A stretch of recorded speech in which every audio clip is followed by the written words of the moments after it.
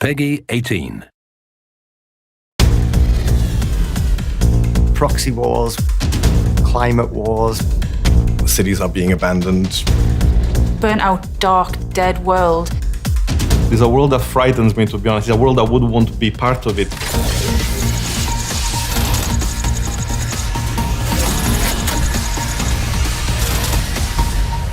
DeathSprint 66 is set in 2066. There was a climate war that happened several years beforehand. Basically, the entire world's climate went crazy and everyone had to move into the Goldilocks zones. There are loads and loads of cities that have been abandoned because they're too harsh to live in or they've been flooded. And that's basic cheap real estate that Bachman can buy and put racing tracks in it.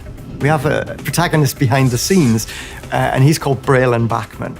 And Braylon Bachman is a wealthy tech entrepreneur, and Bachman Media Network is just one of his many companies. The tracks themselves are bright and colourful. There's laser lights and adverts and noise and like celebration and stuff going on everywhere. And I think that's quite an interesting contrast.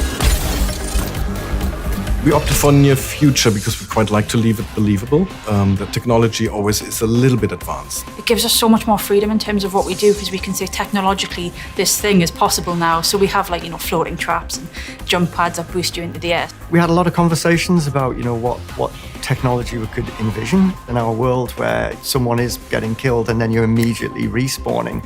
We actually wanted a justification for that. What if it was an avatar that you were controlling and that respawn is effectively you severing connection with your avatar, and then the game should immediately give you a fresh clone and you dial straight into that, and so you keep running. So in terms of the track design, we wanted these to be almost like roller coasters, so lots of kind of areas where you'll slide, lots of, tight banking corners. There's a lot of lessons we brought in from experience from track design for racing cars. And then when it comes to bipedal, it's people, you don't need the width of the track, so the tracks are a little bit narrow in places. And again, that helps with a sense of speed, but it also keeps the pack together. So the game is a lot of fun when you're shoulder to shoulder with the other contestants. Obviously a humanoid, the clone character is so much more agile and small. There's a lot more interactivity that they can have with the track that a car couldn't. You're not limited to your feet always being on the ground. You can use every kind of dimension of the space that you're in. You can jump up and grab onto a zip line. We have jump pads that catapult you through the air at a massive speed. So there's loads of ways that you can traverse around a level in this game. The soundtrack, it's going to have its own custom OST. So we have a composer who's writing music for everything.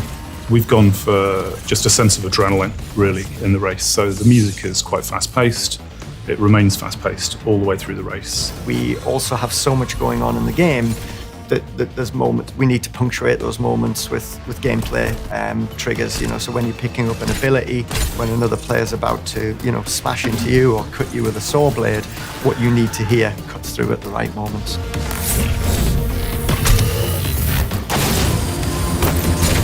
We've obviously put a lot of thought into it. We've done a pretty good job of keeping the fun elements of driving a car, so things like speed and drifting, but also mixing that in with things that are unique to being on foot, like the traversals and combat and gore, obviously. We've really made sure we can maintain maneuverability and precision and responsiveness.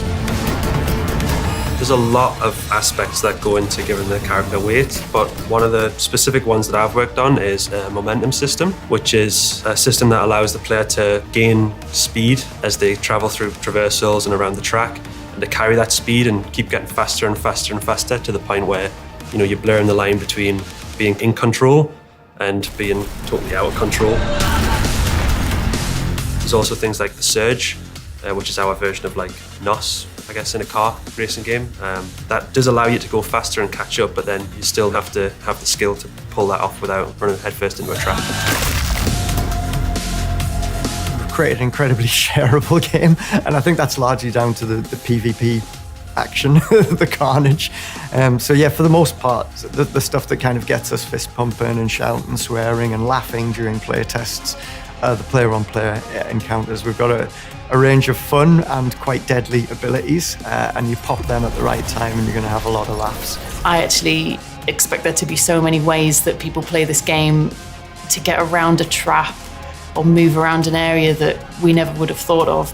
There's so many different options that they have, like traversals and traps and things, and combinations of that with the abilities and other players and other behaviours that people might have in the game. There's just a massive wide open space for what players are going to find to do. I'm really excited to see what people are going to make of this game. What I hope players will feel from DeathSprint 66 is tremendous sense of excitement, empowerment through their movement through the world, thrills, kills, laughs, embrace the violence, and hopefully have a joyous time. I wanted players to be able to piece together the history of Backman Media Network. Weaving that into the tracks has been a really, really important part of making the game feel like an actual living place.